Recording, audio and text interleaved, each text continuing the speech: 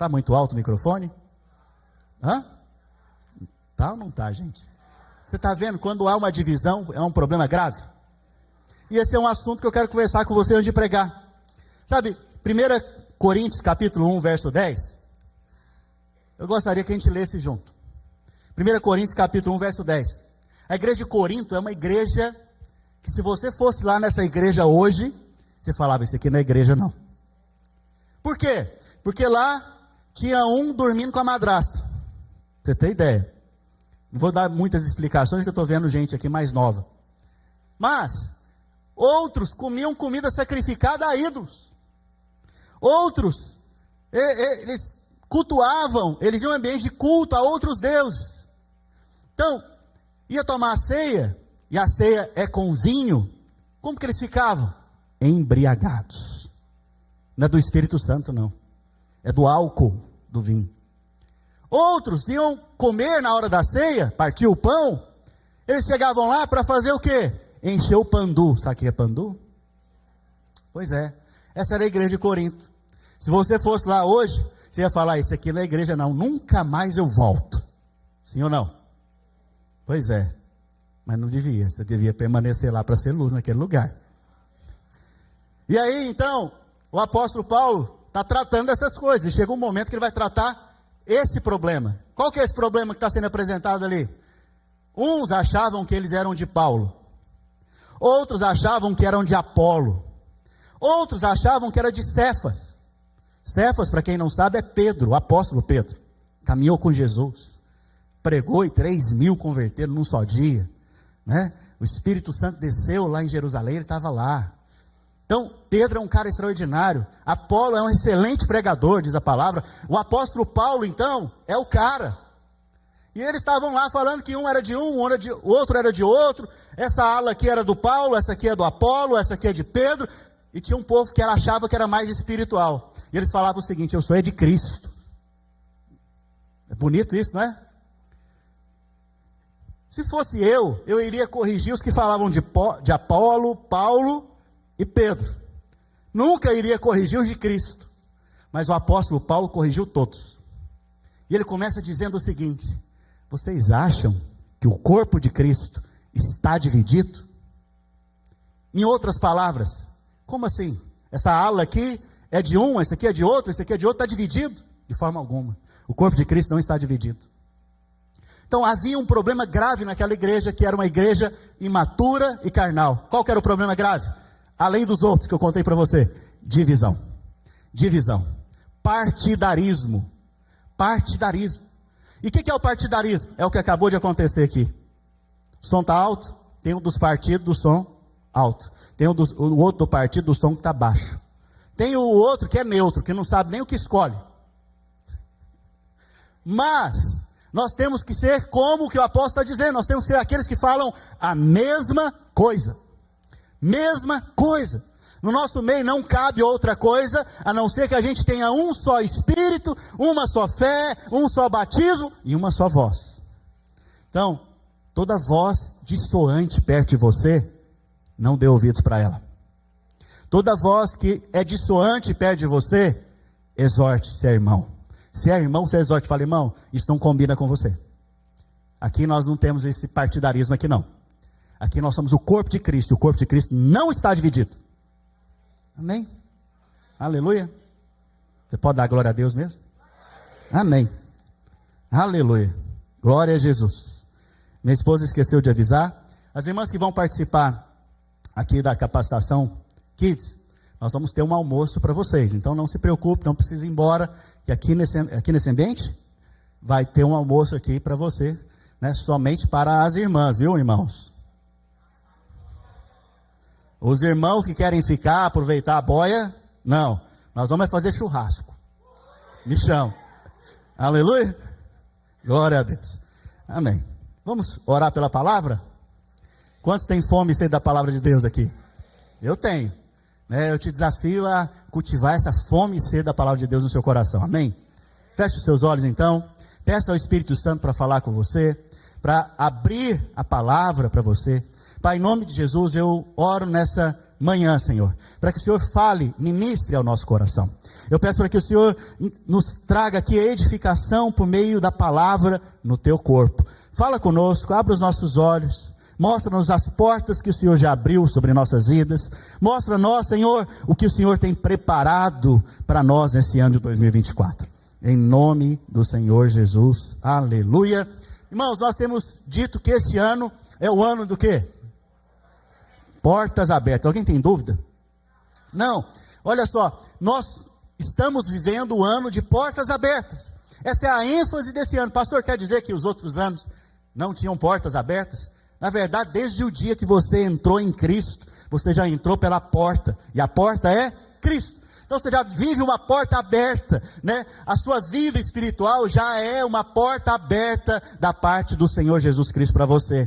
Mas a ênfase profética para nós esse ano, que nós cremos como obra, como igreja, é que Deus está abrindo portas para nós. Nós viveremos um ano de portas abertas em muitas áreas da nossa vida. E nós cremos também, irmãos, que nós vivemos o tempo do fim. Eu não sei você, mas eu creio que está próximo. Eu creio que esse tempo do fim, ele tem sido abreviado para que a gente possa, de fato, encontrar o Senhor naquele dia. Amém? E existe uma palavra ali em Apocalipse. Eu não vou pregar também sobre Apocalipse. Isso eu deixo com o pastor mestre na palavra, que é o pastor Marcos Nogueira. Eu ainda sou um aprendiz. Mas em Apocalipse, capítulo 3, verso 8, abra a palavra do Senhor aí, por gentileza, também está sendo projetado aqui. Mas Apocalipse, capítulo 3, verso 8, diz o seguinte: conheço as tuas obras. Interessante. Está falando aqui que conhece o quê? Seu. Obras. Mas os irmãos falam muitas vezes o seguinte: pastor, eu não fiz, mas o Senhor conhece o meu coração. É ou não é? Parece que os irmãos estão calados hoje. É o frio, será? Será que é o frio? Não. Irmãos, o que o Senhor conhece de nós? As obras. O que nós vamos levar naquele dia diante do Senhor? As obras. E as obras que nós temos vão passar pelo fogo, e aquelas que permanecerem serão premiadas. Receberemos coroa, iremos reinar com Cristo. Isto, os vencedores. Nós cremos que nós somos uma igreja de vencedores, onde cada membro é um ministro, um sacerdote, cada casa uma extensão da igreja, conquistando assim a nossa geração para Cristo, através das células que você participa. Se você não participa, você está fora da nossa visão, que se multiplicam, amém? Células que se multiplicam. Então nós somos uma igreja de vencedores, e ao vencedor, o Senhor está dizendo isso. A igreja aqui em Filadélfia é a igreja do amor fraternal. Fala assim: amor fraternal, amor de irmão. É por isso que você tem que falar para o seu irmão: eu te amo em Cristo Jesus. Sai dessa frieza. Hoje aquece o seu coração. Fala para o irmão aí, diga amém. Participa do culto. Aleluia. Glória a Deus. Então o Senhor está dizendo: eu conheço as suas obras. Eu conheço as suas obras, igreja de Filadélfia. Somos nós, a igreja dos últimos dias, a igreja que vai estar aqui quando Jesus voltar, aleluia, e não vai passar pela grande tribulação. Eis que tenho posto diante de ti o quê? Uma porta, o Senhor tem colocado diante de nós uma porta, a qual ninguém pode fazer o quê, irmãos? Fechar. Que tens pouca força. Olha que interessante, o Senhor Jesus está dizendo para essa igreja que ela tem muita força? Não, pouca força. O que pode ser pouca força? Pouca força tem a ver com pouco recurso, tem a ver com pouca influência. Alguém aqui conhece o presidente dos Estados Unidos? Tem crente aqui, meu Deus? Tem crente aqui? Tem. Alguém conhece o presidente dos Estados Unidos? Já conversou com ele? Não. Alguém conhece o governador da Flórida? Já conversou? Tem influência? Também não. Alguém sabe pelo menos o nome do prefeito da sua cidade? Sabe nem o nome, provavelmente. Por quê? Porque nós, imigrantes nesse país, não temos influência alguma, naturalmente dizendo. Não temos. Nós não temos alguém que possa, nesse país, ser usado para abençoar a igreja. Nós não temos isso. A única coisa que nós temos, que na verdade é a única que precisamos, é a porta aberta. A porta aberta que o Senhor já colocou diante de nós. E Ele está dizendo, olha, eu sei que vocês têm pouca força. Eu sei que vocês têm pouca força, mas eu tenho colocado diante de vocês uma porta aberta. Então deixa eu te dizer uma coisa, aqui já tem um segredo espiritual. Você não precisa de muito, você não precisa de influência de ninguém. A única coisa que você precisa é uma porta aberta da parte do Senhor Jesus sobre a sua vida. E Ele está dizendo isso para essa igreja. Eu creio que nós somos essa igreja, a igreja de Filadélfia. E olha só, que tens pouca força, entretanto guardaste a minha palavra e não negaste o meu nome. Isso fala do quê? Fidelidade. Esses irmãos aqui de Filadélfia são fiéis. Fiéis à palavra, fiéis também ao testemunho de Cristo. Amém? Esses são vocês, aleluia. Aleluia. Então, o Senhor está colocando diante dessa igreja uma porta aberta. E todas as vezes que a Bíblia fala para a igreja sobre portas abertas, tem a ver com salvação. Por isso esse ano de 2024, eu creio que Deus vai salvar muita gente através das nossas vidas. Porque existe uma porta aberta para a igreja fazer o quê? Prosperar, pregar o evangelho. Salvação vai vir sobre muitos nesse tempo. E aqui eu já quero entrar na nossa agenda de novo. Agora em fevereiro, no dia 4, nós vamos começar então, eu estou pregando, viu? Isso aqui é um aviso dentro da pregação, só para você entender. Aleluia, glória a Deus. Fevereiro agora, dia 4 de fevereiro, nós vamos começar um jejum. O jejum o tema do jejum não poderia ser outro, portas abertas. Nós vamos orar por salvação aqui nessa região. Salvação no nosso meio, salvação nas células, salvação quando nós saímos para evangelizar. Inclusive o pastor Alex está responsável de fazer um evangelismo de rua, né? O presbitério definiu que ele vai fazer um evangelismo de rua com a igreja. Então ele vai preparar algo para levar a igreja a evangelizar lá fora, e vai ser glorioso. Vai ser uma grande bênção. As células também, vai haver um período de evangelismo nas células, onde os irmãos vão contar os seus testemunhos, e muitos vão ser salvos ali na célula. Sabe o que mais vai acontecer? Vai ter um domingo aqui, na verdade vai ter um sábado, em que a rede de adolescentes vai fazer um culto de 1 hora, evangelístico, para trazer adolescentes. Depois a rede dos jovens vai fazer a mesma coisa, na próxima hora, no sábado. E no domingo, eu não sei se você sabe, nós temos várias redes aqui. No domingo nós vamos ter um domingo aqui que o culto vai ser diferente. Vai começar às 9h30 da manhã. A rede do pastor Alex vai estar aqui. Só a rede dele, com os seus convidados. Ele vai pregar aqui uma palavra evangelística de 1 hora e muitos vão ser salvos. Depois disso, a próxima rede, que se eu não me engano, a metade da minha rede vai vir para cá também, vai ter 1 hora de pregação, e eles vão convidar pessoas lá fora que não conhecem a Jesus. Nós vamos pregar e vamos ganhar pessoas. Depois a outra metade da rede vai fazer a mesma coisa, e nós vamos também ter um período de pregação aqui, e muitos vão ser salvos, porque nós cremos que Deus abriu as portas para a salvação. Amém? Vocês estão envolvidos nisso conosco? Pode aplaudir o Senhor. Aleluia, glória a Deus. Mas alguns falam, né, pastor, vocês estão falando aí que é tempo de portas abertas, que é salvação, mas essas portas abertas têm a ver com outras áreas da minha vida? Com certeza tem, filho. Talvez você está querendo casar. Cadê o Maurício? Talvez você está querendo casar. Eu não estou vendo o Maurício aqui. Está aqui. Talvez você está querendo casar e é tempo que Deus abriu a porta do casamento para você, né? Talvez você está querendo prosperar em alguma área da sua vida, na sua empresa.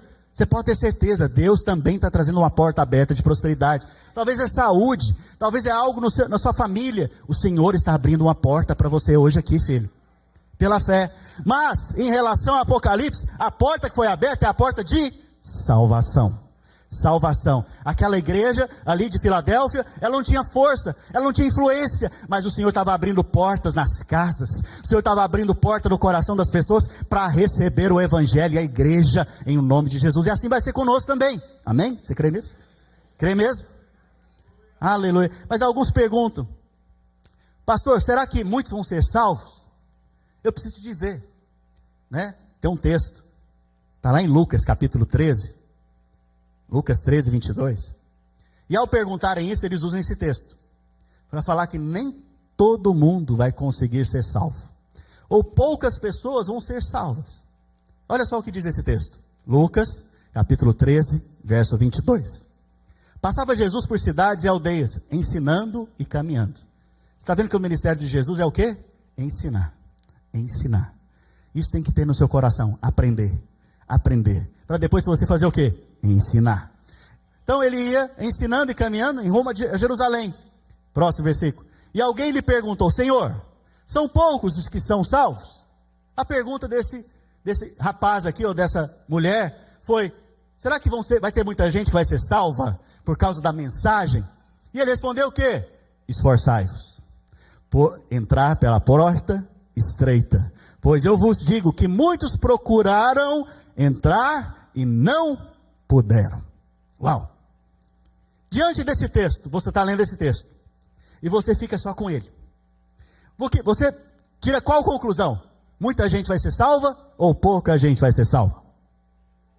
Poucas pessoas vão ser salvas. Poucas pessoas. Agora você precisa entender o contexto. Leia a Bíblia dentro do contexto. Jesus já havia morrido aqui? A cruz já tinha aparecido aqui? O sacrifício já havia sido feito? Não. Então a base de salvação era a salvação em Cristo, ou dependia de alguma coisa? Dependia de alguma coisa. E dependia do quê? Da lei. Da lei. Mas olha Apocalipse. Apocalipse diz o quê? 7:9. Depois dessas coisas vi o quê? Isso aqui é João escrevendo. João está escrevendo de algo que ele viu no céu depois da cruz. Antes ou depois, irmãos?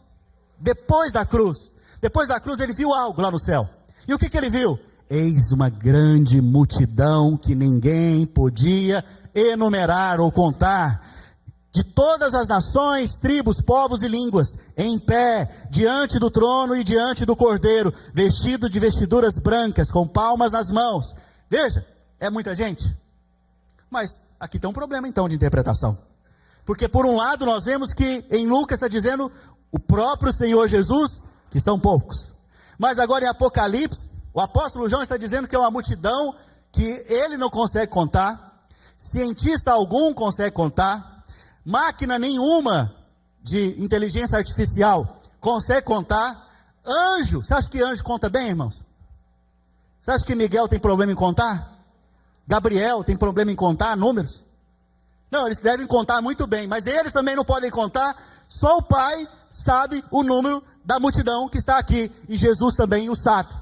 É muita gente vai ser salva, muita gente vai estar naquele dia, né? Muitas pessoas serão salvas, sabe? Muita gente vai então crer no sacrifício que Jesus fez, vai receber esse sacrifício pela fé e vai ser salvo. Amém? Por isso você pode orar lá na sua família, aquele que não foi salvo ainda, ele vai ser encontrado pelo Senhor. E a salvação não é pelas obras, a salvação é pela fé na obra que Jesus realizou. Então, você percebe que Lucas, Jesus está respondendo a um momento do contexto ali, a uma pessoa que fez uma pergunta, em que ela dependia do que para ser salvo? Das obras, da lei. E ele diz o que? Tem que se esforçar, sim ou não? Ele não falou isso em Lucas lá? Sim, tem que se esforçar. E a palavra esforçar em português, ela é muito leve. Mas a palavra no original é agizonai. Quando eu falar agizonai para você, te lembra qual palavra em português? Agonizar-se. Agonizar. É uma palavra difícil para você? Imagina, alguém está agonizando. Você já viu alguém agonizando? Normalmente é quase morrendo. É ou não é? Não está conseguindo nem respirar direito, está agonizando. Jesus está falando então, para você ser salvo, de acordo com a lei, você tem que agonizar. Mas o apóstolo João relata que o quantos foram salvos ali, uma grande multidão que ninguém poderia contar. Eu pergunto para você, quantos agonizaram aqui para ser salvos? Se você tem dúvida, tem um problema na sua crença. Vou perguntar de novo. Pergunta você, me ajuda a perguntar para o irmão que está ao seu lado. Você agonizou para ser salvo? Agonizou muito. Mas olha aqui, volta para cá.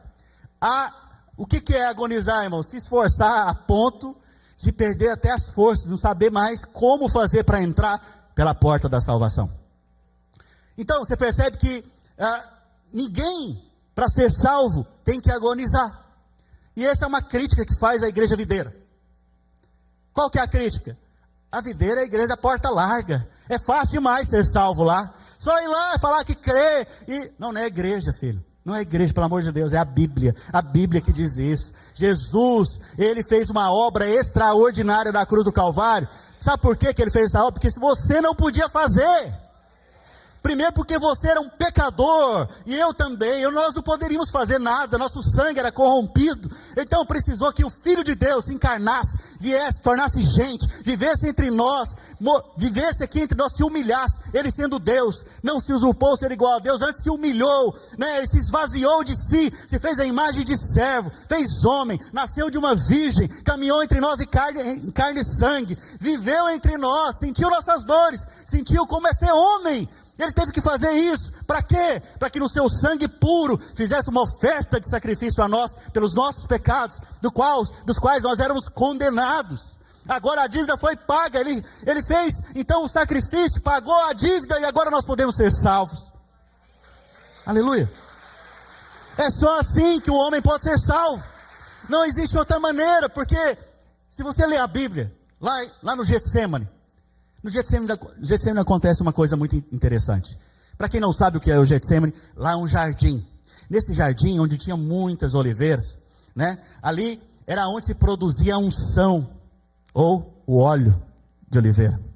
E nesse lugar então, que também é conhecido como lugar de prensa das olivas, para extrair o óleo, o azeite, Jesus está orando agora.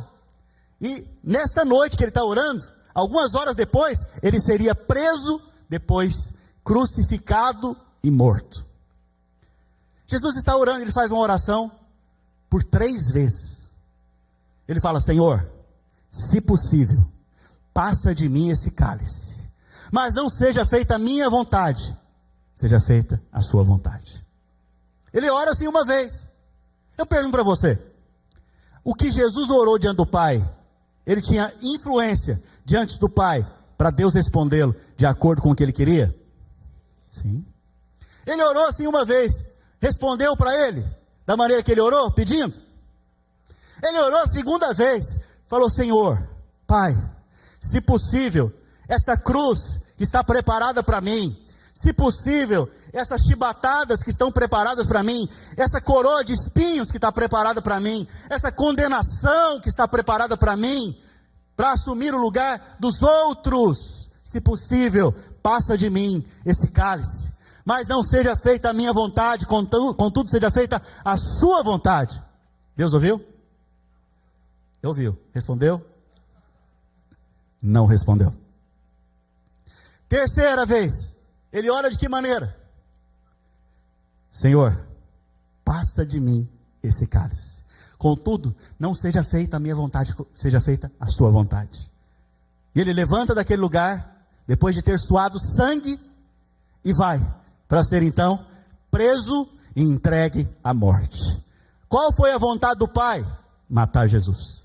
Você tem dúvida disso? Não. Deus Pai resolveu matar o seu filho por mim e por você. Mas você sabe por quê? A resposta está na oração de Jesus. Porque se fosse possível, você que está me olhando aqui, ser salvo por si próprio, você pode ter certeza, o Pai tinha poupado Jesus ali. Como não foi possível que nós fôssemos salvos pelas nossas próprias obras, pelo nosso merecimento, pela nossa própria justiça, Deus teve que fazer o quê? Sacrificar o seu Filho justo, santo e perfeito. Quando Ele faz isso, Ele sacrifica o Filho, que é justo, santo e perfeito, pelo meu e seu pecado. Houve uma troca ali na cruz. Jesus recebe a minha maldição, Jesus recebe o meu juízo, a minha punição, e eu e você agora recebemos o que da parte dele? A sua justiça, as suas bênçãos, a sua saúde, o seu vigor, a sua força, e fomos feitos o que também? Filhos de Deus, aceitos diante de Deus. Você não é mais criatura de Deus, você se tornou filho de Deus, de uma vez para sempre. Aleluia, glória a Deus. Por isso é uma grande multidão. Pastor, o senhor está dizendo que todos são salvos então? Não, não disse isso. Não coloque palavras na minha boca. Todos quantos creram com seu coração e confessaram com a sua boca, imediatamente são salvos. Então, Jesus ele morre para todos os homens que creem, que querem ser salvos por ele. Se você acha que pelas suas obras você pode ser salvo, você já está condenado, diz a palavra. Você já está condenado. Você não será aceito naquele dia. Mas se hoje mesmo, você que está me olhando e me ouvindo, crê que Jesus pagou o preço por você, fez uma obra que você não poderia fazer, de ser aceito diante de Deus, você que crê nisso, crê que Ele tomou o seu lugar, hoje mesmo, você que está me olhando, vai ser salvo, é salvo diante de Deus. Amém? Aleluia? Então, ainda fica uma aparente contradição aqui na Bíblia. Parece que, por um lado, Jesus está dizendo que poucos vão ser salvos. Por outro lado, o Apocalipse, João, está dizendo que muitos vão ser salvos. Mas na verdade a Bíblia não há contradições, filho. O que pode haver é a sua interpretação estar errada e você não compreender o que diz a palavra. Então, eu posso te garantir aqui hoje que muitos serão salvos nesse tempo da graça. Muitos serão salvos porque creram e confessaram com a sua boca. Amém? Então, vamos entender aqui, mais uma vez, quantos aqui agonizaram para ser salvo? Ninguém. Ninguém agonizou. Ninguém agonizou. Mas, se você for ler o versículo 24, na verdade o 25, quando o dono da casa se tiver levantado e fechado a porta, olha só, quem que é o dono da casa? Fala comigo, o pai. O pai é o dono da casa. Vai chegar um dia então, que a porta da salvação vai ser o quê? Fechada. Fechada. E a Bíblia fala que a porta que Deus abre, ninguém fecha. E mas é a porta que Deus fecha, ninguém abre. Então pera lá, isso aqui é importante. Vai chegar um dia então que a porta que é Cristo vai ser fechada. E não vai haver mais condições de ser salvos pela fé. Não haverá salvação mais por meio da justiça em Cristo Jesus. Deus vai fechar a porta, o Pai vai fechar a porta. E aqueles que estiverem do lado de fora vão começar o quê? A bater, dizendo: Senhor, abre-nos a porta. E Ele vos responderá o quê? Não sei de onde vocês o quê? São. Preste atenção. Jesus está falando isso aqui para os judeus que estavam lá com Ele, para os fariseus que estavam com Ele. E Ele, olha que interessante, muitos ali em Israel estavam com o Senhor Jesus naquele dia? Sim. Muitos fariseus estavam com Ele, ouvindo as suas pregações? Sim. Então, eles vão perguntar para o Senhor naquele dia: nós estivemos com o Senhor, nós ouvimos a sua mensagem, mas eles não entraram pela porta. E um dia o Pai fechou a porta, e eles ficaram aonde? Do lado de fora. Isso me faz lembrar alguém. Alguém já ouviu falar de Noé? Noé, até uma criança aqui, um cordeirinho, respondeu sim. Olha só, Noé, a Bíblia fala que Deus mandou ele construir o quê? Uma arca. Uma arca. E ele constrói essa arca, ele gasta muitos anos, se eu não me engano, 100 anos, né? Me ajudem aí, os eruditos. 100 anos. 100 anos construindo a arca, irmãos, é muito tempo. Dá trabalho. Meu Deus do céu. É muita madeira? Muita madeira. A arca ali é uma figura de Cristo e da igreja. Hoje eu e você estamos aqui edificando a arca de Deus, que é a igreja, que é o corpo de Cristo. Dá trabalho? Tem irmão que tem ferpa? Tem irmão que encosta no outro e machuca? Tem, mas nós estamos aqui cuidadosamente, né, lapidando, cuidando, tirando as ferpas, encaixando cada peça para que um dia a arca se manifeste, né, e todos vejam a obra que Cristo realizou na vida da igreja. Para isso nós temos os cursos da igreja, para isso nós temos a comunhão dos irmãos, para isso nós temos essa estrutura que nós nos organizamos para ser uma família aqui e ali tratar cada um. Então, nós estamos aqui envolvidos nesse mesmo trabalho que Noé um dia estava envolvido. Ele fez isso durante 100 anos com a sua família. Por isso, envolva a sua casa. Não deixe seus filhos de fora da igreja. Envolva a sua casa. Envolva os seus filhos. envolva eles na edificação da igreja. Ele fez isso com a família, ele construiu, edificou. Mas chegou um dia que o juízo viria sobre a terra. E nesse dia então, a arca já estava pronta? Sim. O dilúvio ia vir. Dilúvio aqui é uma figura de juízo. Juízo de Deus. Quem que seria salvo? Só quem estava dentro da arca. Dentro da arca. A arca então é quem? Cristo. A arca tem a ver com o corpo de Cristo. Mas a arca é Cristo. Você e eu, a Bíblia diz que quando nós fomos salvos, nós fomos colocados aonde? Fala comigo, em Cristo. Eu e você estamos aonde então? Em Cristo. Em Cristo. Mas chegou um dia que quando o juízo veio sobre a face da terra, a porta da arca foi fechada. E a porta da arca foi fechada não por Noé, não pelos seus filhos, mas o próprio Deus fechou a porta da arca. Quando fechou a porta da arca, acabou, filho, ninguém mais entrou. Todos que estavam fora da arca pereceram, passaram pelo juízo. E a arca? Aleluia.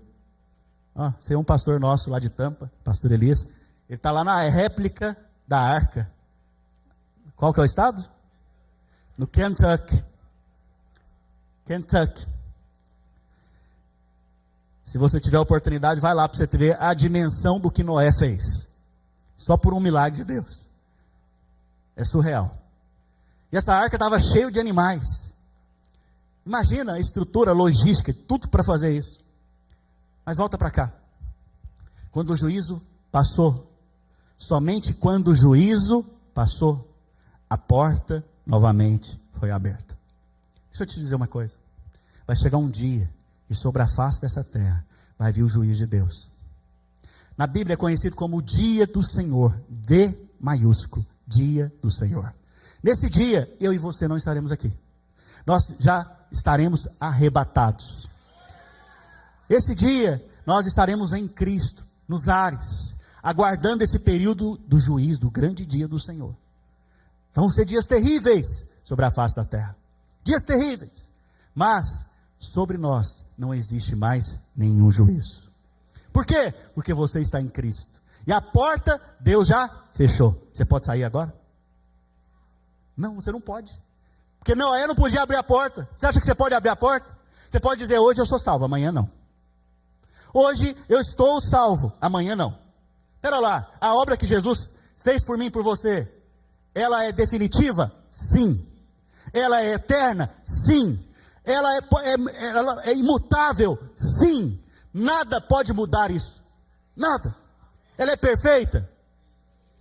Sim, claro que é. Porque se ela fosse imperfeita, ainda haveria necessidade que viessem mais Cristos. Mas só existe um Cristo. E a obra dele foi perfeita, consumada, completa. Zefini. Já conhece essa expressão? Acabou. Acabou. Então, daqui é só para a glória, filho. Daqui é só para a glória. Nesses dias eu ouvi, acho que foi o pastor Aloysio. Ele estava contando que ele estava conversando com os pastores. E aí ele disse o seguinte, olha, essa questão de perder a salvação e não perder a salvação, a gente estava conversando aqui na mesa, e um dos pastores levantou e falou, esse é o crente vagalume. Eu falei, o que é isso? Será que ele está dizendo? Porque a Bíblia fala que nós somos luz no mundo. Quantos aqui são luz no mundo? Mas se você perde a salvação, você perdeu o quê? A luz. Quem que acende e apaga toda hora? Vagalume. Então é o crente vagalume. Se você crê nisso, é o crente vagalume. Não seja o crente vagalume. Mas, voltando. Essa questão da porta ainda. Nós vemos que lá no Antigo Testamento, no dia em que o Senhor ia tirar o povo do Egito, o Senhor também, ele fechou a porta. Mas antes de fechar a porta, ele fez algo. A Bíblia nos mostra que na última praga, o Senhor pediu para que todos os israelitas estivessem com suas famílias. Mais uma vez, família, filhos, esposa. Não sirva o Senhor sozinho, em nome de Jesus. Todos entrassem para dentro da casa, mas antes, sacrificassem o quê? O cordeiro. Porque sem o cordeiro você não pode estar dentro da casa. Sem o cordeiro, que é Jesus, você não pode estar dentro da casa. Mas a Bíblia diz também que era para fazer algo com o sangue do cordeiro. Passar o sangue nos umbrais da porta. Passar, então, no frame. Você está aqui nos Estados Unidos, você tem que entender o que é frame, ainda mais se você é da obra. Se você trabalha na construção, frame é uma palavra que você se familiariza muito. Frame é o quê? É o portal, o batente, né? É aonde você coloca ali a porta, encaixa a porta. Era então para passar o sangue, na onde? No frame. Claro. Por quê? Porque na Bíblia, agora isso é uma coisa interessante. Na Bíblia, em português, frame ou portal e porta são traduzidos como porta. Você não sabe a diferença do que é frame ou do que é portal ou o que é porta. E nós estamos falando que eu ando do que mesmo? É dos frames abertos? Não, é das portas abertas. Então você tem que entender que na Bíblia, no original, existem palavras diferentes para porta e portal, para frame e porta. Claro? Jesus é o frame? Não, ele é o quê? A porta. Então nós temos que entender isso. Preste atenção. Deveria se passar o sangue no frame, nos umbrais, né, nos batentes da porta. E depois a família entrava pela porta e cearia naquela casa. Comeriam do cordeiro e estariam juntos, aguardando então o juízo de Deus, não para eles, mas sobre o mundo. E depois que passasse o juízo, eles sairiam dali para uma jornada em direção à promessa que Deus tinha para eles. Todos nós que nascemos de novo, já passamos por esse momento nas nossas vidas. Nós já passamos do juízo para a vida. Eu e você já passamos do juízo para a vida. Amém? Mas a questão é, por que o sangue deveria ser aplicado no frame? Por que o sangue não era aplicado na porta? Por que existe a diferença entre frame, ou portal, e porta na Bíblia? Por que em português a gente não entende isso? Mas em grego e também em hebraico, existem duas palavras para essas coisas. Porque uma representa algo. O frame representa a lei, o merecimento, a justiça própria. A porta representa Cristo. Cristo é a porta que entrou no frame, cumpriu toda a lei e os profetas, e por isso agora ele pode ser aberto, para dar entrada para todos nós entrarmos para a salvação eterna que há em Cristo Jesus. João diz isso, João fala isso para nós. Veja, o livro de João, capítulo 10, verso 1. Em verdade eu vos digo, que não entra pela porta do aprisco das ovelhas, mas sobe por outra parte. Esse é ladrão e salteador.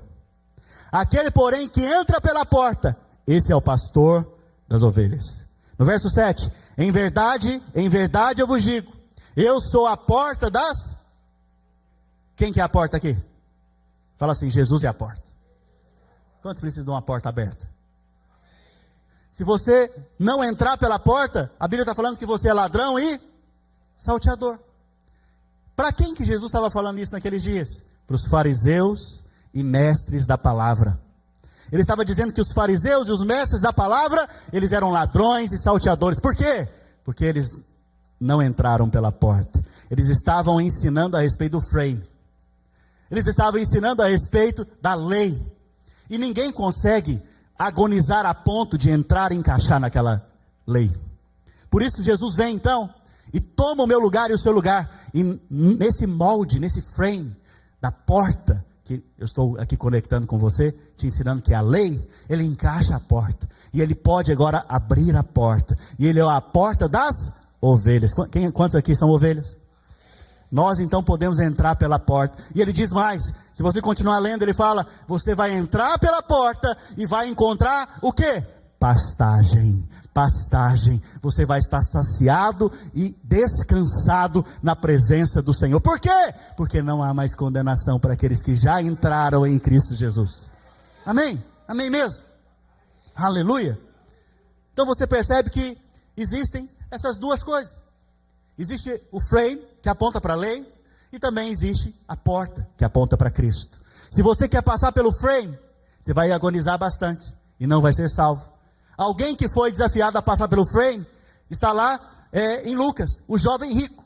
A Bíblia fala que esse jovem rico, né, Marcos fala que ele é jovem, Lucas não fala. Mas esse jovem rico, Jesus falou para ele o seguinte: vai lá e vende tudo que você tem, dá aos pobres, vem e me segue, que você vai ter um tesouro nos céus. O que o jovem fez? A Bíblia fala que entristecido, muito triste, ele saiu caminhando. Por quê? Porque era muito agonizante ter que vender tudo para seguir a Jesus. Não pôde ser salvo, porque a lei está aqui para condenar o melhor dos pecadores. Ou seja, a lei vai condenar todo mundo, filho. Nesse frame você não encaixa. Mas Jesus, que é a porta da graça, que já foi aberta para nós, Ele tomou o nosso lugar, levou a nossa condenação, se adequou a cumprir todo o frame, toda a lei, para que eu e você hoje pudéssemos entrar por essa porta e encontrar pastagem e descanso para as nossas vidas. Amém? Aleluia? Glória a Deus. Para encerrar, que isso, irmãos? Até assustei agora. Falei, está cedo? O que é isso? Para encerrar, há uns cultos atrás, o pastor Márcio ministrou um pouco sobre esse tema. Eu lembrei disso e quero continuar falando sobre isso aqui para você.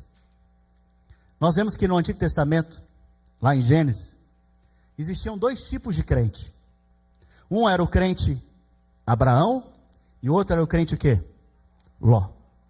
No curso de maturidade, que eu estou fazendo muita publicidade para você fazer aqui nesses dias, nós ensinamos a respeito desses dois crentes. Nós ensinamos que o quê? Um é o crente vencedor e o outro é o crente o quê? Derrotado. Os dois são crentes? Os dois são salvos? Sim, os dois são salvos. Os dois são salvos. Pedro, o apóstolo Pedro, lá no livro de Pedro, ele fala a respeito de Ló. Ele fala o justo Ló. O cara é chamado de justo por Pedro. Só que ele, não sei se você sabe, ele vivia numa cidade promíscua.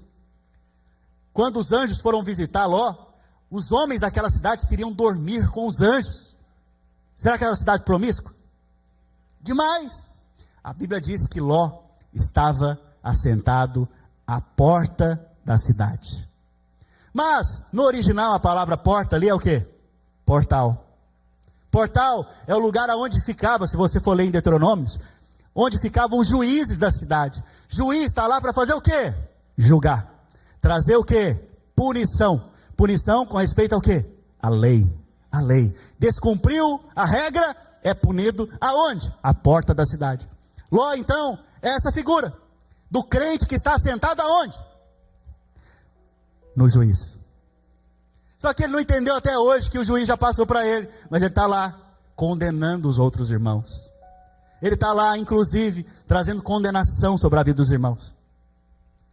A Bíblia diz então que Ló estava nesse lugar. Abraão, por sua vez, estava num outro lugar chamado Carvalhais de Manre. Fala Manre. Cada nome bonito eu estou te dizendo hoje, né? Nos Carvalhais de Manre, Manre significa poder, unção. Uau! Ele estava lá sentado nesse lugar, no lugar do poder, da unção. E aí a Bíblia diz que ele estava assentado à porta. E a Bíblia fala também o horário. O horário era o meio-dia. Irmãos, Israel é um lugar desértico. Meio-dia é um lugar de muito sofrimento. Quente. É mais ou menos julho e agosto aqui na Flórida. Alguém lembra de julho e agosto aqui na Flórida? É parecido com esse clima aqui que nós estamos tendo agora. Ele estava sentado ao meio-dia na sombra, descansando, porque meio-dia trabalhar nesse horário é brincadeira. A Bíblia fala então que ele estava sentado e o Senhor apareceu para ele. E de longe ele avistou o Senhor. E ele saiu correndo em direção ao Senhor. Detalhe, 99 anos correndo. Eu quero ter essa unção de 99 anos e correr. Ele reconheceu o Senhor rapidamente. Ele não teve dúvida, ele falou, é o Senhor. E com ele vinham mais dois. O Senhor então vem, se assenta com ele. Eles comem juntos. O Senhor entra na casa dele sem resistência alguma. E dali a 1 ano, você vai ver que Isaac aparece. A promessa se manifesta. Esse é o crente vencedor. Ele está sentado aonde? À porta. Mas o crente derrotado, por sua vez, está lá em Sodoma e Gomorra, na cidade de Sodoma. E lá ele está agora na sua casa, e os anjos estão chegando para tirá-lo do lugar do juízo, porque aqueles que foram salvos têm juízo sobre eles? Não, os anjos são enviados para tirá-lo do lugar do juízo. Só que a Bíblia fala que é à noite. Um é no dia claro, o outro é à noite. Só um detalhe, irmãos, alguém viria num culto ao meio-dia aqui? Meio-dia? Não, vocês estão indo embora agora. Começar ao meio-dia, alguém viria? Porque esses irmãos são muito crentes vencedores mesmo. Vocês são do tipo Abraão mesmo. Porque Deus, ele podia aparecer para Abraão que horas, irmãos? No café da manhã. Ele poderia aparecer para Abraão que horas? No meio da manhã, às 10:30, no horário do nosso culto. Só que muitos não iriam ver, né? Porque chega atrasado. Não fica condenado. Poderia aparecer na viração do dia, como foi com quem? Adão. Mas Deus apareceu para ele que horas? Meio-dia, no horário do nosso almoço, dos brasileiros. Você percebe? Eu fico pensando assim, quantos viriam num culto ao meio-dia? Deus veio. Por sua vez, Ló está lá no final do dia, já anoitecendo. Os anjos estão aparecendo na casa dele. É escuro. Porque o crente derrotado, que assenta à porta, ao portal, na verdade, ele vive dias escuros. O Senhor não foi na casa de Ló. Os anjos foram. E quando chegaram lá, foram confundidos. Ló não percebeu. Ló pensou que eram homens, mas na verdade eram anjos, que estavam ali para salvá-lo. As pessoas da cidade queriam maltratar aqueles anjos. Você vai ver que os anjos se levantaram e cegaram a todos. Ló foi tirado daquele lugar, do lugar do juízo e da destruição. Então você pode escolher hoje, viver à porta ou viver ao portal. Se você viver à porta, você é o tipo de crente Abraão, em que o Senhor te visita, não importa a hora do dia, em que o Senhor está com você constantemente, e cada manifestação de comunhão com Deus, você entende, tem fé, que o milagre está próximo, porque dali 1 ano, Isaac veio. Ou você pode ser como Ló, que é tirado às pressas da cidade de Sodoma, porque o juízo vem para aquele lugar. O crente derrotado está sempre no lugar do juízo. Parece que ele é misturado com o povo desse mundo, e não dá para reconhecer se é crente, se não é. Há até dúvida, será que aquele rapaz é crente mesmo? Será que aquele irmão é crente mesmo? Esse é Ló. Mas os anjos sabem quem são e quem não são. E os que são, ele tira do lugar do juízo, leva para fora. Percebe? Hoje é um dia que você está sentado à porta, descansando na presença do Senhor, experimentando a porta que é Cristo, entrando por ela, ceando com Cristo e comendo as suas pastagens. Amém? Amém mesmo? Então vamos ficar de pé.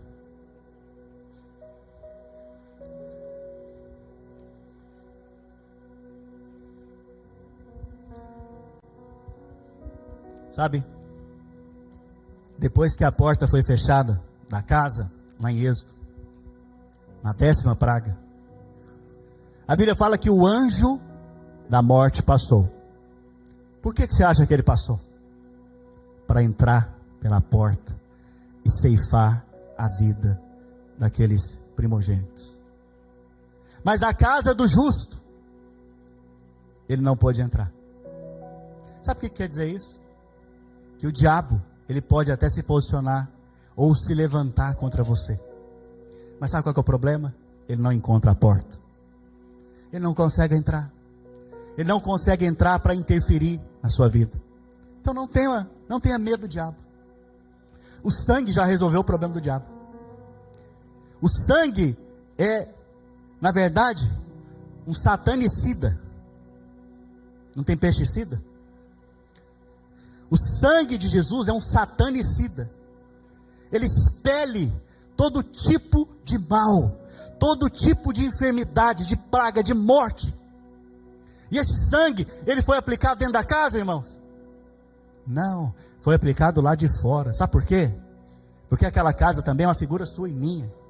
quando demônios olham para nós, quando espíritos malignos olham para nós, e também quando o próprio Pai olha para mim e para você, o que eles veem? O sangue. Sabe o que é o sangue? O sangue é o seguinte, diz o seguinte, o sangue está dizendo o seguinte: foi feito o juízo, sangue foi derramado, o preço foi pago. Por isso a maldição, quando olha para você, não pode chegar na sua vida. A enfermidade, quando olha para você, ela não tem poder contra a sua vida. A morte não tem poder mais contra você, filho. Porque a Bíblia fala que ainda que morra, viverá, viverá, viverá. Por quê? Essa é a obra de Cristo, o seu sangue. Por isso, que quando as resistências vierem, não tenha medo. Sabe, esses dias eu estou hospedado na casa de um irmão, que eu estou sem casa, eu estou no deserto, mas não vou ser 40 anos não. Irmãos gentilmente me deram lá uma guest house para eu poder estar lá com a minha família.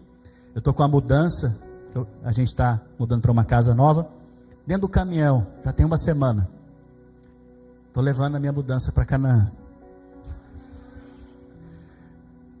E aí eu falei, o que eu vou fazer hoje? Eu vou fazer uma caminhada e orar, estou precisando de orar. Eu estou lá caminhando e orando, de repente no caminho assim aparece um cara com um cachorro. Sim. Eu já fiquei esperto, porque você não pode brincar com o cachorro, e o cachorro era grande. De repente o cachorro veio na minha direção, ele olhou para mim e falou, é você. Aí eu já comecei a repreender na minha cabeça assim, falei, sai em nome de Jesus. Fui afastando assim. Aí Deus falou no meu coração na hora, depois o cachorro foi embora, só cheirou. Deus falou no meu coração na hora, assim o diabo quer fazer com seus irmãos. Ele quer agir como se ele pudesse te morder, como se ele pudesse te atingir, como se ele pudesse causar algum dano contra a vida sua e dos seus irmãos. Mas creia, por mais que ele se esforce, por mais que ele queira, por mais que pareça, ele não pode fazer nada com você, por causa do sangue. Essa é a vitória que nós temos em Cristo, irmãos. O sangue expele toda a obra do diabo contra nossas vidas. Por isso nós podemos dizer, a arma forjada contra nós não prosperará, praga nenhuma chegará à nossa casa. Por quê? Porque eu já entrei pela porta. Você já entrou pela porta? A porta já foi fechada para o diabo, para Satanás, para o anjo da morte, para a enfermidade, para a doença, para a maldição. Ela já foi fechada. E a porta que Deus fecha, cadê os crentes? A porta que Deus fecha, e Ele selou a porta com o quê? Com o sangue. Com o sangue. Hoje nós estamos dentro da casa, comendo do cordeiro. A palavra de Deus é a comida do cordeiro. Nós estamos alimentando o cordeiro aqui, bebendo do cordeiro, comendo o cordeiro, celebrando o Senhor. Lá fora não, lá fora tem grito, lá fora tem medo acontecendo, mas aqui dentro nós somos guardados, protegidos pelo Senhor. Mas pastor, e se eu fizer alguma coisa errada? Você é salvo pelo que você fez ou pelo que Jesus fez, pelo amor de Deus? Pelo que Jesus fez, filho. Pelo que o Senhor Jesus fez. Então, chega de ter medo do diabo. Chega de ter medo das circunstâncias. Chega de olhar para a tempestade e ficar com medo, pelo amor de Deus. Creia que o que Jesus fez foi suficiente. A porta já foi aberta para nós, porém ela já foi fechada para as obras do diabo. Por isso hoje nós temos liberdade diante de Deus. Amém? Amém? Tem uma mesa preparada para nós, filho. Na verdade essa mesa é tão grande que vai sentar uma multidão nela que não se pode contar. Inclusive você que está me olhando aqui agora, se você ainda não sabe se você vai sentar essa mesa, você tem dúvida, olha aqui para mim agora. Hoje é um dia de você crer que Jesus fez a obra para você. E se você crer, você é salvo, você vai se sentar essa mesa também. E o diabo não tem poder mais contra a sua vida, e você vai ser salvo instantaneamente. Se você quer receber a salvação em Cristo, apenas abra sua boca agora. Fala para o Senhor Jesus: Senhor, eu creio que o Senhor pagou o preço pelos meus pecados. E imediatamente você vai ser salvo, sem agonizar, é só por crer. Estou te dando a chave aqui para você ser salvo e abrir essa porta. Estenda a sua mão. Espírito Santo de Deus, obrigado pela porta que o Senhor abriu para nós. Senhor é o porteiro, de fato. O Senhor abriu uma porta para nós, que é Cristo. E todos nós, a uma, entramos por ela. Essa semana, Senhor, nós nos alimentamos das pastagens que o Senhor nos deu. Nós nos alimentamos daquilo que o Senhor tem para nós. E eu declaro, Senhor, sobre esse ano de 2024, o ano em que o Senhor abriu muitas portas para os meus irmãos. Será marcado pelo ano que o Senhor abriu portas extraordinárias, portas imigratórias, portas familiares, portas sobre a vida e o coração dos filhos, portas, Senhor, extraordinárias de prosperidade, saúde, vigor e força, pois assim o Senhor foi com Abraão, o justo vencedor, assim o Senhor é conosco. O Senhor abriu uma porta para trazer a promessa que é Isaac, o Senhor abriu uma porta sobre Abraão, Pai, para dar ali herança numa terra. Eu declaro que nós temos portas abertas de herança nessa terra, temos portas abertas de milagres, com o milagre que aconteceu com o Isaac, assim nós temos também. Nós declaramos em nome de Jesus que experimentaremos este ano, nós cremos nisso, experimentaremos este ano de portas abertas diante de nós, portas que o Senhor abriu e ninguém fecha. Aleluia, aleluia.